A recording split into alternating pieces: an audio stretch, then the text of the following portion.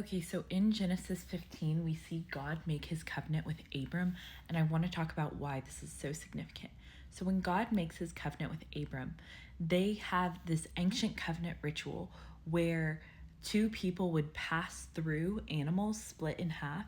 And basically, that covenant, the way of making that covenant was saying, if I break my part of this covenant, I may end up like these animals split in half, slaughtered. So God asks Abram to prepare the animals in this way for this covenant, and then Abram goes to sleep.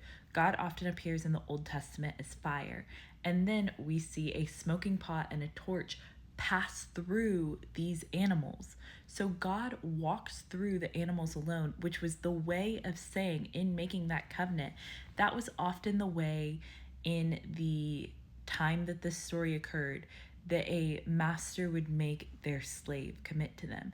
He would make them walk through this alone, saying, if you break anything in this agreement we have, you are the one taking on all the consequences. So, because of that cultural understanding of it, it was so significant that God walked through this alone, because God was saying, if either of us breaks any part of this covenant, I will take on all of the consequences.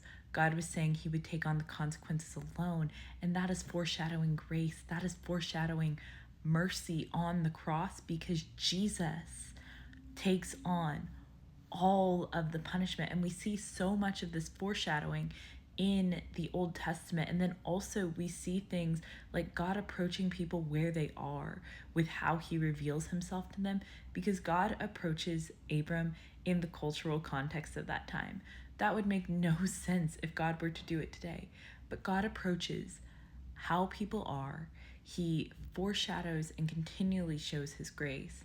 And he is a God who takes on all of the consequences and creates this big, beautiful, overarching storyline of who he is to us and everything he's taken on for us.